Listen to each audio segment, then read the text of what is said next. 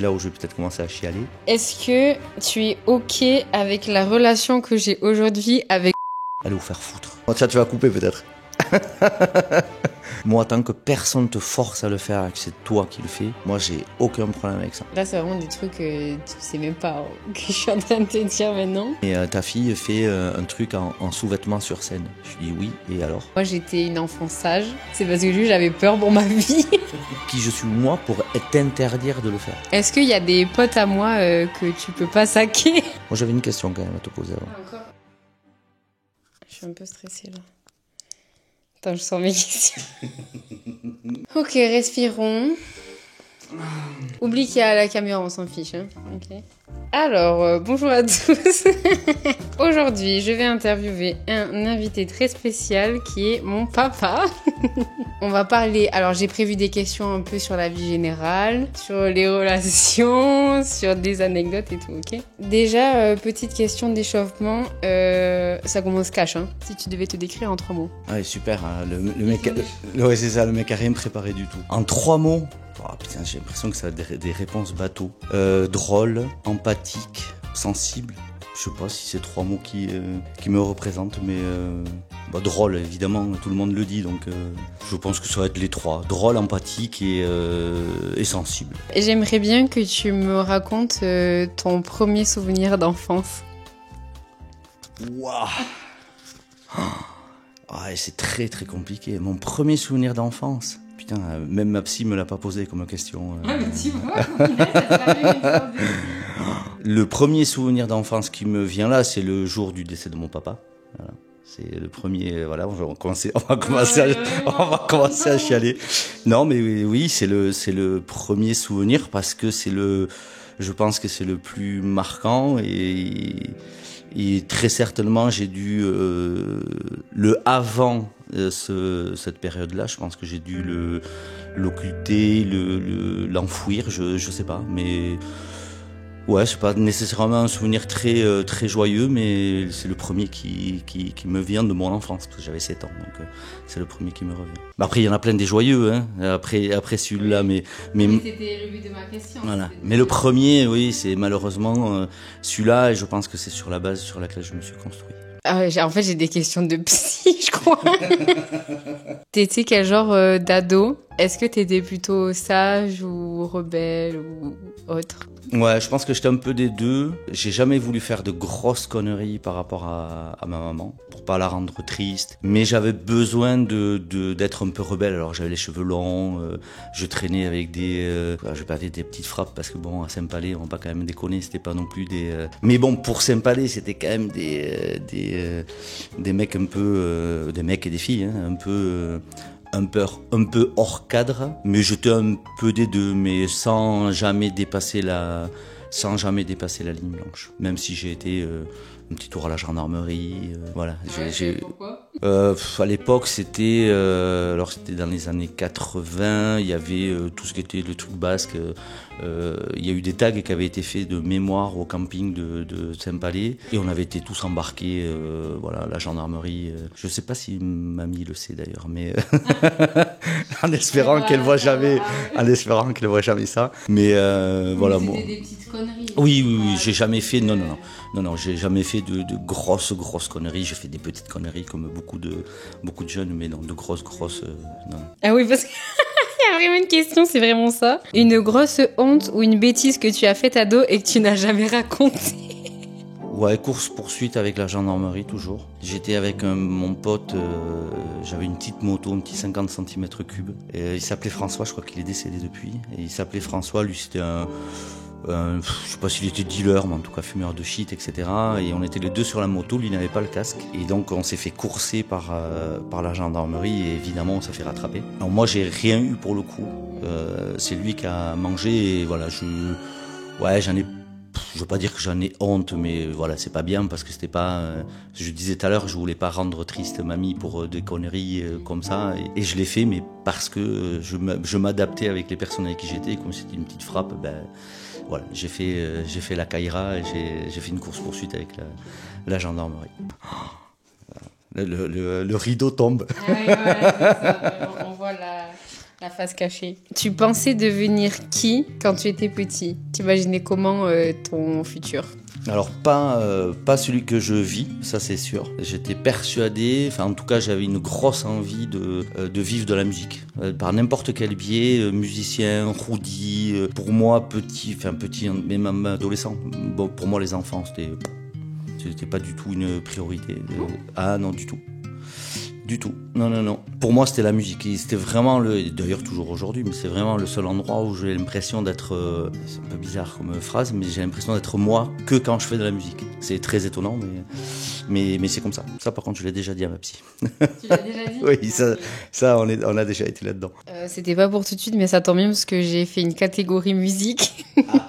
Forcément. Et oui. Depuis quand tu fais de la musique et qu'est-ce qui t'a donné envie de commencer? Alors depuis quand? Je crois que mamie m'a acheté mon accordéon, je pense que je devais avoir 8-9 ans, très vite après le décès de mon papa. Ça je pense que c'est plus elle qui le confirmera, mais ouais je dirais 8-9 ans où elle m'a acheté mon accordéon. J'avais pas de musicien dans la famille, si tonton Christian jouait de la batterie. Je crois que c'est Tati Maïté qui jouait un peu de guitare, mais voilà, on a tous eu un autre instrument. Et à ce moment-là, j'ai toujours voulu faire de la musique. Et l'envie, je pense que c'est Amatio qui m'a acheté l'instrument. Mais on a toujours eu de la musique à la maison. Alors pas les grands standards, les Beatles, les Stones, etc. Nous, c'était plus de la musique basque. Mais voilà. Ok, t'as déjà répondu à la question d'après qui était est-ce que tu aurais aimé vivre de la musique? Je pense que la réponse est oui. Est-ce que t'as toujours envie de vivre de la musique? Oui. Ok. Est-ce que tu peux me dire la musique qui te fait instantanément penser à moi? Ça, c'est facile. Je sais déjà ce que tu vas dire. Ludovico Einaudi. Ah bon? Ah oui. La musique qui me fait penser à toi? Ah oui. Tu pensais à Sia, toi? Non. À qui tu pensais? Mais Amy Winehouse? Ah ouais, mais non. C'est pas ça qui... Non. Alors oui, Amy Winehouse. Amy Winehouse parce en plus on l'a joué ensemble et ça c'était l'extase. Mais non, moi c'est toi au piano. Ah ouais, toi au piano, Bon bref, j'ai sorti les mouchoirs, je les ai cachés, ils sont là. Voilà, parce que je sais que je vais pleurer. C'est pas tout de suite les questions émotions. Ah merde. Ça va être juste après et je pense que je vais autant chialer. Je sais pas pourquoi j'ai mis des questions pareilles. Bon, j'ai déjà les yeux qui brillent, mais ça c'est le pollen. Oui, c'est ça. Voilà, elles vont être dures ces questions. Non, elles sont pas dures, mais c'est juste qu'elles sont émouvantes. Est-ce que tu te souviens de ta réaction quand tu as appris que t'allais être papa? C'est particulier comme question parce que en fait j'ai pas appris que j'étais papa, je suis devenu papa. Voilà, je suis devenu papa quand j'ai rencontré votre mère. Et j'ai toujours dit que je suis tombé, avant de tomber amoureux de votre mère, je suis tombé amoureux d'Anaïs. Voilà. Donc comme je disais tout à l'heure, pour moi les enfants c'était pas du tout une priorité, une évidence et même pas je crois une envie. Et celle-là, c'est devenu une évidence. Et au fur et à mesure, arrête, tu vas me faire chialer. Et là, c'est devenu une évidence. Et l'arrivée d'Amaya et la tienne, c'était décuplé. Donc c'était vachement bien. Donc c'est assez particulier comme j'ai pas eu les 9 mois d'attente, j'ai pas eu ce qu'un papa normalement vit. Enfin normalement, il y a pas de normalité, mais voilà, ces 9 mois d'attente, d'accouchement et tout, je l'ai pas eu. Moi j'avais le kit complet déjà. Le bébé déjà en bas. J'avais déjà tout fait moi. Enfin, il était prêt. Voilà. Tu vas chez Ikea, tu prends un truc qui est déjà monté, impeccable. Qu'est-ce que tu as pensé la première fois que tu m'as vue, étant donné que j'étais la 3e, j'étais encore une fille? Pour que tu sois une fille, je crois qu'on le savait d'ailleurs. J'aurais eu un garçon, oui, côté masculin où le nom de famille va perdurer, etc. Mais moi, je suis super content d'avoir 3 filles. C'est trop bien d'avoir que des filles. Et quand t'es arrivé, je crois que je venais d'aller manger chez Amatio et j'étais super content parce que alors déjà que tout se passe bien, que la maman et le bébé aillent bien, j'étais super content. Alors c'est très con, mais moi, les 2 accouchements que j'ai vécu, la première chose qui m'a perturbé au-delà de l'accouchement lui-même, c'est l'odeur que ça. L'odeur qu'a le bébé quand il sort du ventre de la maman. C'est très... alors, je sais pas s'il y a beaucoup de papas qui ont ressenti le même truc que moi, mais voilà. Et puis, vous étiez dégueulasse quand vous êtes sortis. C'était moche. Vous étiez pleine de, je sais pas ce que vous aviez dessus. C'était. Dans son jus. Ouais, c'est ça. Mais c'était évidemment, et ça reste toujours des très bons souvenirs. Il y a une question, mais je pense que t'as même pas de réponse à cette question. Parce que j'étais une enfant sage. Quelle est la plus grosse bêtise que j'ai faite enfant? Et peut-être je sais pas, parce qu'en vrai, moi, j'ai pas beaucoup de souvenirs de quand je suis enfant. Est-ce que tu te souviens d'une grosse bêtise que j'ai pu faire? Non, comme tu dis, t'as été quand même sage. Alors, t'as surtout vécu comment on a été avec ta seconde sœur, vu qu'elle en faisait pour les deux autres. Non, moi, le souvenir de toi petite, c'est que t'adorais jouer avec des cartons. T'adorais te mettre dans des cartons. Voilà, c'était, je sais pas, t'avais une passion pour les cartons. Non, j'ai pas de souvenir de grosses conneries de ta part. Bon, maman en sortira peut-être, mais elle a peut-être plus de souvenirs que moi. Mais non, j'ai pas de souvenirs de grosses conneries. Bon, t'as dû écrire sur le canapé, t'as dû faire ce genre de trucs-là, mais non, je pas. Oui, des trucs d'enfant. Mais non, grosses conneries, non. Mais même ado, hein, pas le souvenir que tu fais des grosses conneries. Moins que moi. Ouais. J'étais J'étais une enfant comment et une ado comment? Bon, tu étais enfant et ado, je pense que tu étais, en tout cas avec moi, avec papa. Tu étais câline. Ouais, c'est un rapport, enfin, nous on a un rapport assez particulier. Même là, t'es 26 ans bientôt. Mais t'as toujours été câline et câline secrète. Beaucoup plus introvertie qu'aujourd'hui, ça c'est sûr. T'as caché beaucoup de choses, beaucoup de souffrances et c'est là où je vais peut-être commencer à chialer. Mais t'étais toujours, mais t'étais une chouette enfant, une chouette ado. C'est pas simple, hein. Quand on prépare pas, il faut que vous sachiez qu'on n'a rien préparé. Non, vraiment, on sort du travail, on a installé le setup et on est parti, quoi. Il faut savoir que pendant beaucoup d'années, t'as été beaucoup en déplacement pro. Là, c'est le moment où moi, je vais chier. Est-ce que tu regrettes d'avoir passé autant de temps au travail et du coup d'avoir quand même loupé pas mal de choses parce qu'on se voyait quasiment pas. Enfin, il y a une période où je me souviens à peu près où on n'était pas du tout proches et que tout ce qui se passait, c'était maman qui était au courant et pas toi, quoi. Regretter, je sais pas. Comme en règle générale, j'aime pas vivre sur des regrets. Alors j'ai le souvenir en 2013 ou 2014, quand on t'a annoncé que je changeais de poste et que j'allais beaucoup me déplacer. Pour toi, ça a été terrible. Je sais pas, tu t'en souviens? Je crois que je me souviens de cette scène, mais je crois que je me suis mise à pleurer. Tu t'es mise à pleurer, voilà. Tu parlais du divorce, qu'on allait divorcer avec maman, enfin voilà, tu t'es littéralement effondré. Regretter non, parce que je l'ai fait aussi pour toi, pour maman, enfin voilà. Et j'avais cette envie de le faire parce que j'aime pas le mot revanche, mais comme je suis autodidacte et j'ai pas de diplôme, j'ai rien, c'était une opportunité que la boîte me proposait et j'avais envie de le faire et je me suis beaucoup éclaté à faire ce que j'ai fait. Je me suis beaucoup perdu personnellement là, dans tous ces déplacements et tout, parce que c'est pas beaucoup m'envier de dormir dans les hôtels, de manger au resto, etc. Je me suis beaucoup perdu dans ces déplacements. Non, regretter, je peux pas dire que je regrette, parce que si je ne l'avais pas fait, je sais pas ce que je serais aujourd'hui. Oui, j'ai passé beaucoup de temps à l'extérieur et pas avec toi et avec maman. Je sais que j'ai loupé beaucoup de choses, mais est-ce qu'on s'est pas aussi construit par rapport à ça? Peut-être. Et on se serait peut-être, si j'avais pas fait ces déplacements, on se serait peut-être chamaillé, engueulé, fait la gueule. Enfin, je sais pas. Regretter, je peux pas dire que je regrette. Mais en tout cas, je sais que je me suis beaucoup perdu dans tous ces déplacements-là, oui, beaucoup. Oh là là. Bah, en même temps, c'est des questions que c'est jamais... mais c'est très bien, mais c'est très très bien. Mais selon toi, en quoi je te ressemble le plus et en quoi je suis totalement différente de toi? Ressembler le plus, alors ça c'est très très simple, de ton hypersensibilité, je pense que voilà, t'es à fleur de peau, beaucoup de choses te touchent, mais que ce soit de la famille ou même du monde extérieur, enfin tu prends vite tu es une éponge. Tu es une éponge à sentiments et voilà, et sur ça on se rejoint beaucoup. Qu'est-ce qui nous différencie? Bah, t'es une femme, je suis un homme. Je sais pas ce qui pourrait nous différencier. Tu savais pas non plus? Ouais, non, différencier, je sais. Bon, il doit y avoir des choses qui nous différencient, évidemment. On n'est pas des copies conformes. Mais ouais, je sais pas. Est-ce que tu es fière de la personne que je suis devenue aujourd'hui? Ah oui, oui, non, très fier. Très fier parce que tu as passé des moments très très difficiles dans ta vie. Et en tant que papa, c'est très compliqué parce que je sais que tu nous as caché beaucoup de souffrances et même très certainement encore aujourd'hui. Mais bon, aujourd'hui, on est assez grand pour pouvoir en discuter tous les deux. Mais je sais que tu as caché beaucoup de choses et de se sentir impuissant en tant que papa et de pas avoir réussi à déceler tes souffrances et ton harcèlement que tu as vécu et tout, c'est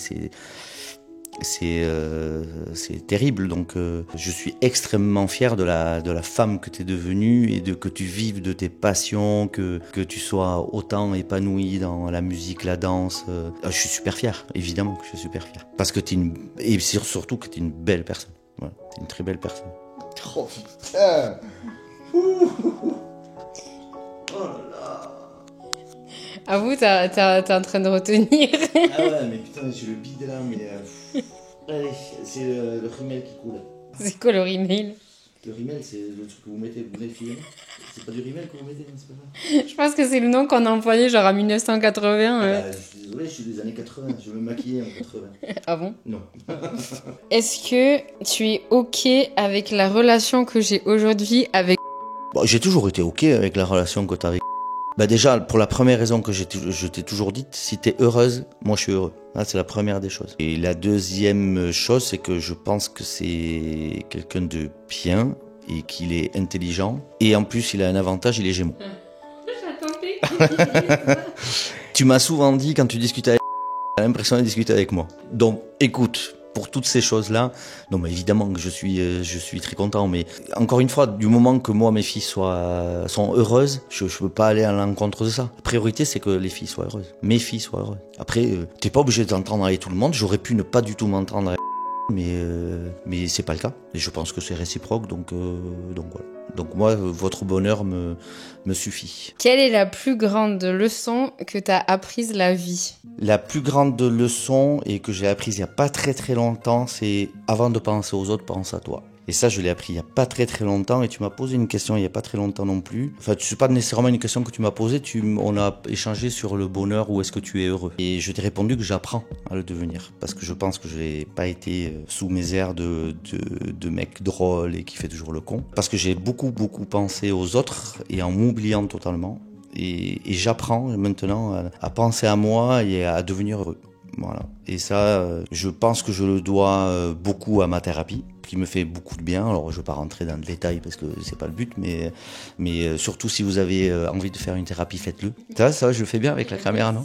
Hein, t'as l'impression que je fais ça toute ma vie. Ouais, c'est pas nécessairement moi la maladie qui m'a appris à être comme ça, parce que à la différence de beaucoup de monde qui ont eu un cancer, alors là je vais choquer, mais moi j'ai pas peur de la mort. J'ai eu peur de beaucoup de choses avec le cancer, mais pas nécessairement de la mort. C'est très paradoxal, mais j'avais plus peur de vous perdre, de plus vous voir, etc. C'est lié quand même avec la mort, mais en tant que tel, c'est juste que là, t'as un inconscience. Oui.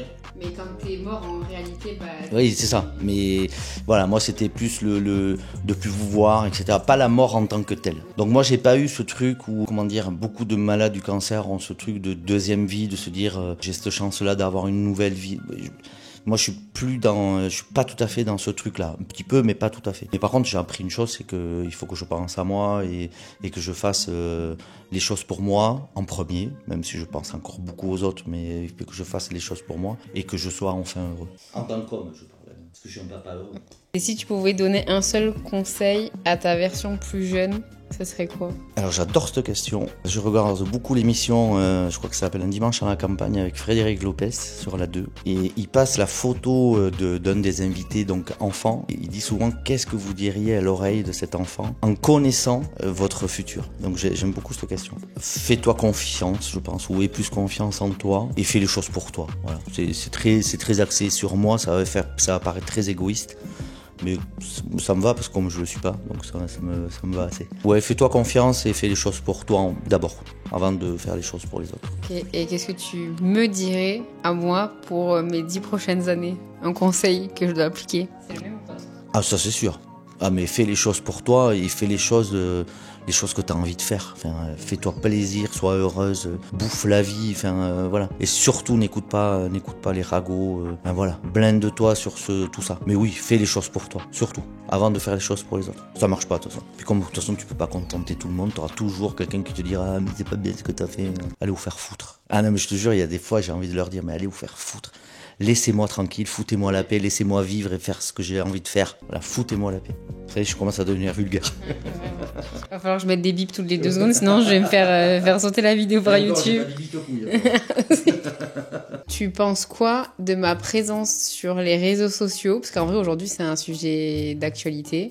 Et que je me souviens, moi, quand j'ai commencé, je vous avais tous bloqué, toute la famille. Je sais pas si tu te souviens de ça. J'avais bloqué toute la famille de mon Insta parce que je pense que j'assumais pas, ou je sais pas si c'est parce qu'en fait je montrais une image de moi qui était pas vraie, ou à l'inverse qui était vraie, que j'avais pas envie que vous voyiez, enfin je sais pas. Aujourd'hui, qu'est-ce que t'en penses, étant donné aussi que mon contenu, bah des fois je suis dénudée toutes les 2 secondes et qu'on pourrait, en fait c'est juste que les gens peuvent facilement avoir des a priori et qu'on est dans une génération où je sais pas, tu vas avoir une nana en maillot sur Insta, ils vont se dire ah bah ça se voit qu'elle a pas un père pour l'éduquer, pour pas avoir à se montrer comme ça. Voilà pourquoi je pose la question, parce qu'en vrai pour nous, notre génération, c'est un vrai sujet d'actualité. Ça a été très compliqué ton passage au réseau, mais déjà parce que c'est pas de notre génération. C'était quelque chose de très nouveau pour nous, et de te montrer autant au public. Moi, c'est pas le fait de te montrer, c'était surtout avec ce que tu avais vécu en harcèlement. Je voulais pas que tu retombes là-dedans, même si je sais que t'as quand même reçu des messages et très certainement t'en reçois encore. Sauf qu'aujourd'hui, t'es très certainement beaucoup plus blindé qu'il y a quelques années. Mais ça n'a pas été simple que tu sois sur les réseaux. Alors déjà, si je réponds devant la caméra, c'est que j'accepte, et moi aussi je suis sur les réseaux, donc j'accepte aussi. Ah ouais, c'est ça, ouais, je suis un super influenceur. J'ai une communauté de 450... Si jamais, voilà le pseudo, si vous voulez vous abonner. Voilà, n'hésitez pas, mon cancer et moi, enfin allez-y. Mais encore une fois, par rapport au post que tu fais en maillot, en sous-vêtements et tout, moi, tant que personne te force à le faire et que c'est toi qui le fais, moi j'ai aucun problème avec ça. Pour ton spectacle de danse, alors je citerai pas son prénom, mais une amie avec qui on était, automatiquement tu sais de qui je parle, me dit mais ta fille fait un truc en sous-vêtements sur scène. Je dis oui, et alors? Mais parce qu'ils ont l'impression qu'en tant que papa, on va aller à l'encontre de ça, mais tant que c'est personne qui te l'impose et que c'est toi qui veux le faire, qui je suis moi pour t'interdire de le faire. Après, tant que derrière tu t'as pas de contraintes ou de commentaires à la con, d'insultes, enfin voilà, moi ça me va. Le principal c'est que toi, ça taille. Le principal c'est que ça te rende heureuse, que tu le fasses avec plaisir, voilà. Aujourd'hui, j'ai plus de problème, enfin depuis quelques temps, j'ai plus de problème avec ça. Au tout début, ça a été compliqué. Le harcèlement, tu l'as vécu, tu sais ce que c'est, t'as eu du mal à t'en sortir, et c'est peut-être pas gagné encore. Cette souffrance, enfin en tout cas ces blessures resteront, je pense, à vie. Mais voilà, je voulais éviter que ça réouvre tout ça, tout ce passage-là. Est-ce qu'il y a des potes à moi que tu peux pas saquer? Pas saquer, j'ai du mal moi à pas saquer les gens. Bon, il y en avait un, tu sais de qui je parle. Mais c'était plus un comportement, la manière de me parler, etc., qui m'avait choqué, un comportement, voilà, qui m'avait déplu. Mais non, après, non, j'ai pas de pote à Toura à part lui, alors que ça se passait très très bien avec lui. Mais voilà, moi, en fait, le problème c'est ça, c'est que les gens se permettent, alors que ce soit tes potes ou même peut-être des gens de mon entourage ou de mes potes, se permettent des choses avec moi parce que je suis gentil comme garçon. On peut tout me dire, tout me faire, voilà, Didier il est gentil. J'ai l'impression des fois François Pignon. Ouais, voilà, j'ai l'impression d'être dans le dîner de cons et que le con c'est moi et qu'on peut tout me faire, tout me dire. Sauf que là je suis un peu en train de changer quand même de braquet par rapport à ce que je disais tout à l'heure, où maintenant c'était moi d'abord et que je veux d'abord penser à moi et faire les choses pour moi. Et donc voilà, donc maintenant je m'évite des barrières dès que ça dépasse un peu le truc que je ne veux pas supporter, parce que j'ai plus envie de supporter certaines choses. Et ça a été un peu le cas avec un de tes potes où je me dis mais pourquoi tu me fais ça? Parce que je suis gentil, parce que je fais le con, parce que j'ai toujours fait le con avec tes potes. J'ai 53 ans, mais dans la tronche, je pense que je dois en avoir 25, je dirais. J'ai grandi un peu. Mais voilà, je veux pas qu'on outrepasse certaines limites. Mais que ce soit tes potes ou même mon entourage qui est plus âgé, voilà, je veux pas. Est-ce que je suis ta préférée? C'est pour avoir un peu de croustillant. Oui, c'est ma préférée. Mais j'ai dit la même chose aux deux autres. Bah, c'est très compliqué de dire à un enfant que t'es ma préf. Évidemment que non. Parce que moi j'ai 3 filles et j'aime mes 3 filles éperdument, évidemment. Après, je l'ai dit tout à l'heure, on a une relation particulière. Parce que on s'est toujours confié, on s'est toujours dit les choses, des fois un peu cash, mais on s'est toujours dit les choses. Et c'est ce que j'aime avec toi parce que il y a des fois on n'est même pas père-fille, on est potes. Hein. Donc j'aime cette relation. Et c'est une relation différente avec tes sœurs. Et évidemment, ne pensez pas que j'ai dit que je préférais Oyana. J'ai une relation différente avec chacune de mes filles. Mais c'est vrai que toi, on a cette relation, mais depuis des années. Mais peut-être parce que on a les mêmes passions, la musique, la danse. Ah non, la danse, c'est pas ma passion. Mais c'est parce que c'est mon corps qui veut pas. Hein. Moi, je veux, c'est mon corps qui veut pas. J'ai pas un corps fait pour la danse. C'est tout. Ben oui. Est-ce que toi, t'as des questions ou pas? Avant que je pose la dernière question. Oui, question bateau d'un papa, mais quel père j'ai été? Ben oui, parce que je me pose très très souvent la question. Est-ce que j'étais un bon papa? Est-ce que j'étais un papa dur? Pas dur? Je sais pas. Je te passe le bâton. Je vais essayer de pas pleurer. Ah, c'est dur, hein? Toi, en fait, t'arrives à grave répondre facilement. Ouais, il va me falloir 15 ans avant de savoir poser mes mots. Je m'en fous, c'est toi qui montes. En vrai, je peux répondre facilement parce que j'ai la facilité ou pas, mais de dire que j'ai pas beaucoup de souvenirs de mon enfance. Genre pareil, mon cerveau, il a un peu squeezé le début de ma vie. Et jusqu'à quel âge tu sais? En fait, j'ai un peu des flashs, des fois, de certaines périodes. Mais tu vois, par exemple, quand vous parlez de vacances ou n'importe quoi, j'ai l'impression que je me suis construit des souvenirs, mais à travers ce que vous racontiez ou les photos. Mais j'ai pas l'impression que ça vient vraiment de ma tête, en fait. Ça, j'en avais parlé avec la psy aussi. Elle dit que c'est aussi à force d'entendre des souvenirs qu'on finit par se les créer, quoi. Mais vraiment, je pense que si je me souviens à peu près bien à partir du collège, je dirais. Avant tout le collège, pas trop. Oui, donc t'as des souvenirs de papa quand il est parti, quoi. En fait, non, mais en vrai, c'est presque ça, quoi. Oui. Genre, moi, je me souviens vraiment de la période, entre guillemets, de vide où, genre, juste on était maman et moi à la maison, que toutes les deux. Et après, quand t'es revenu, pour en revenir à la question, effectivement. Alors, j'ai dit quel père j'ai été, mais quel père je suis aujourd'hui. Oui, mais je vais commencer par le commencement, du coup. Oui. Disons que mes sœurs en ont pris pour leur grade. Donc, t'étais quand même dur. Et c'est vrai que, en parlant, là c'est vraiment des trucs que tu sais même pas que je suis en train de te dire maintenant, mais que y avait un peu une forme de peur, on va dire, parce que t'étais très dur avec mes sœurs, et que je pense que c'est pour ça que moi j'étais une enfant sage. Ça, c'est vraiment un point qu'on a abordé avec la psy, c'est parce que juste j'avais peur pour ma vie. Ah ouais. Non, mais parce que juste j'avais pas envie de me faire engueuler, de me faire punir et tout. Donc en fait, il y a eu un truc où quand j'étais plus jeune, je pense que j'ai pas appris à m'affirmer comme je voulais vraiment parce que j'avais peur des représailles. Voilà, donc il y a eu un peu ça. Mais ça, je m'en suis rendu compte avec la psy. Hein. Allez consulter.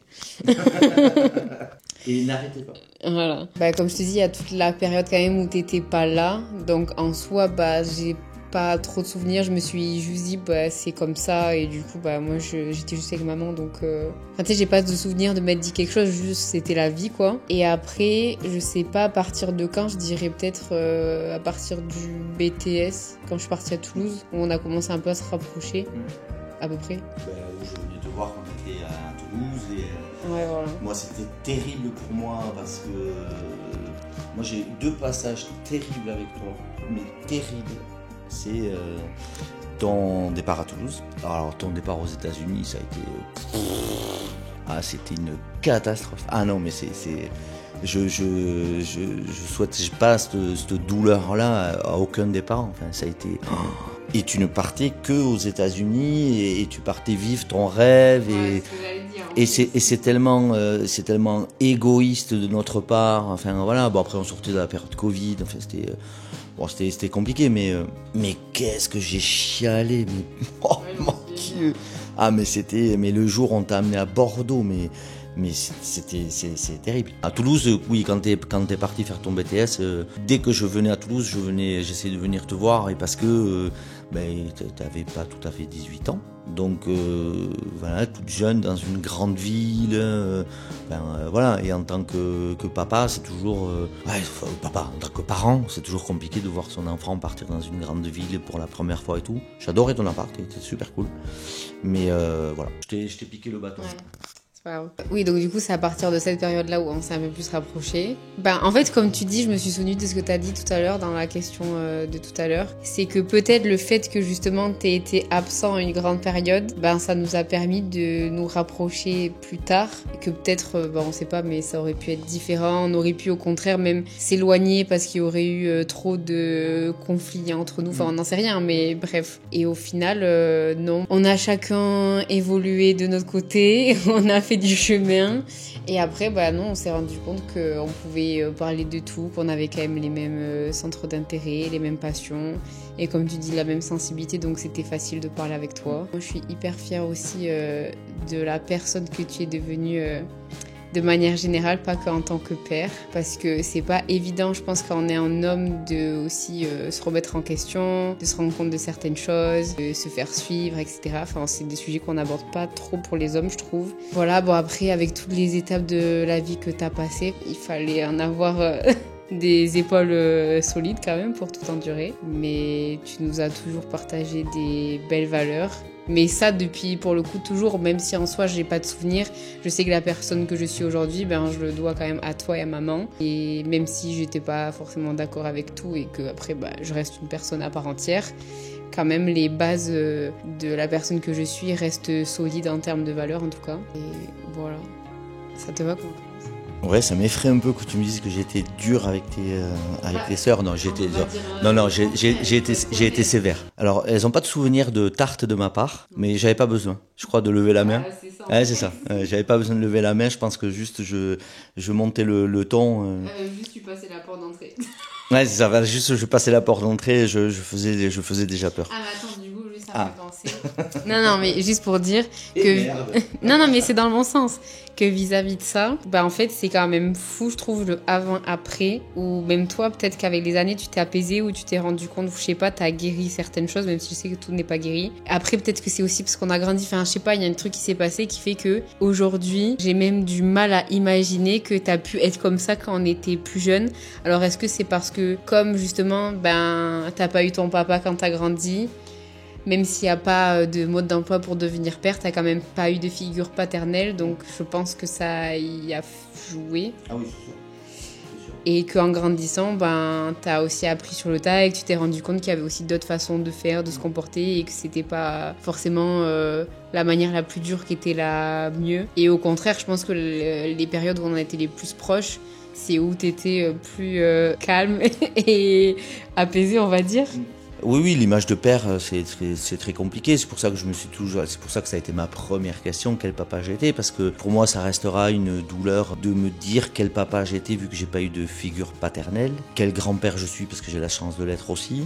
Bon, ça, j'ai pas trop de doutes de savoir quel grand-père je suis, mais c'est ce que je disais tout à l'heure. Pour moi, adolescent, d'avoir des enfants, c'était pas quelque chose de prévu dans ma vie, et ça m'est. Toi, quel âge t'as été père? 18 ans.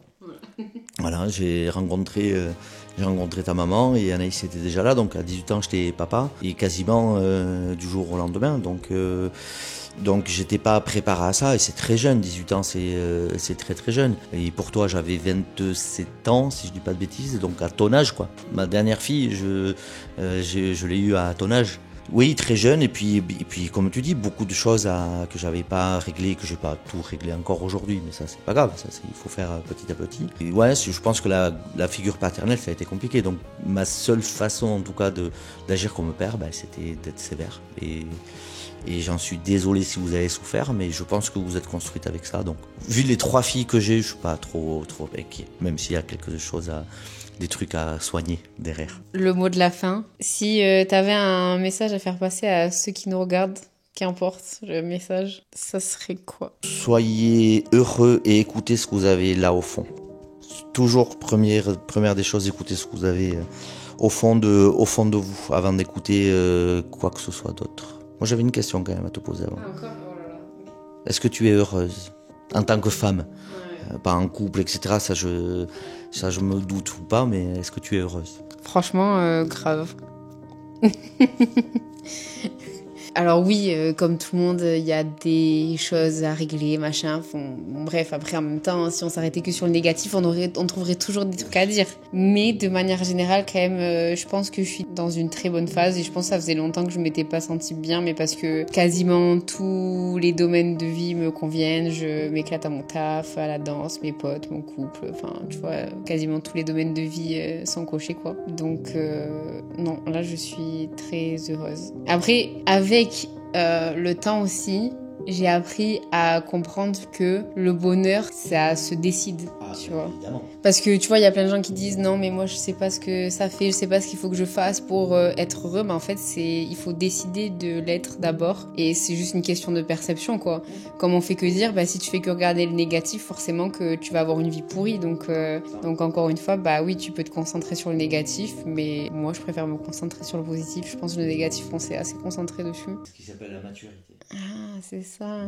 Ah, ça, c'est parce que j'avais 26 ans.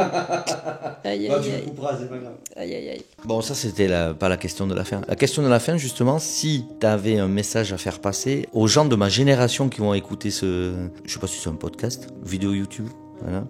Qu'est-ce que tu dirais aux gens de ma génération par rapport à votre génération?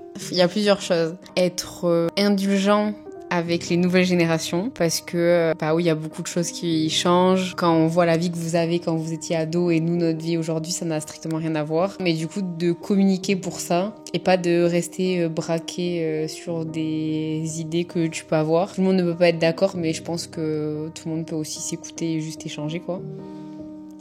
Voilà. Et sinon, non, je dirais plus par rapport à la communication, parce que en fait, pareil, avec le temps, je me rends compte que c'est la base de tout, en fait. De communiquer, de dire les choses, même si des fois elles sont difficiles à entendre.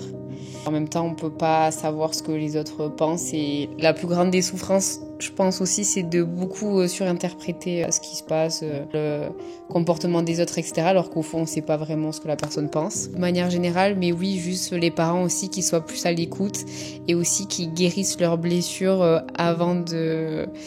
Enfin, juste pour éviter de les transmettre aux enfants. Parce que, pour rejoindre tout ce qu'on s'est dit jusqu'à présent, j'ai l'impression que c'est quand même de notre génération de prendre soin de soi. Enfin, on voit ça un peu comme une mode, alors qu'en fait, au final, c'est juste que nous, on se rend compte à quel point la santé mentale, c'est hyper important. Et chose que vous mettiez pas en lumière à vos... Au-delà d'important, c'est essentiel, la santé mentale. Oui, voilà. Donc, juste de pas avoir honte de se faire suivre et de parler de son mal-être, parce que tu sois parent ou pas, à 50 ans, t'as forcément des choses à régler, et même si t'as l'impression que t'es hyper fort et qu'avec l'expérience, tu t'es façonné un peu une carapace, au contraire, le jour où ça explose, je pense que t'es bien placé pour le savoir. Ça fait pas mal de dégâts, donc voilà, bien communiquer, se faire suivre et suivre son cœur quand même. Ouais, et dire aux gens qu'on les aime. Et dire aux gens qu'on les aime. Je t'aime. Mais je t'aime. En tout cas, merci. Merci ma pépette, parce que évidemment dans l'intimité c'est ma pépette, donc vous allez pouvoir l'appeler ma pépette. Et je t'aime au plus profond de mon cœur. Merci, je t'aime. Merci à tous d'avoir regardé cette vidéo jusqu'à la fin. S'il a regardé... On n'a pas chialé. Toi, un On tout fait un peu, petit peu. Merci d'avoir regardé cette vidéo. À très vite pour une prochaine vidéo. On vous fait des bisous. Merci ma pépette. C'était trop bien. Oh, ça m'a fait transpirer. Hein. Putain, moi aussi je suis trempé. C'était trop bien. J'ai hâte de voir... Le montage. Ouais, c'était très bien tes questions. En fait, je me rends compte que quand t'as en posé, j'aurais pu en poser encore 15 millions, mais sinon on s'arrête pas, quoi. Moi aussi j'aurais pu en poser...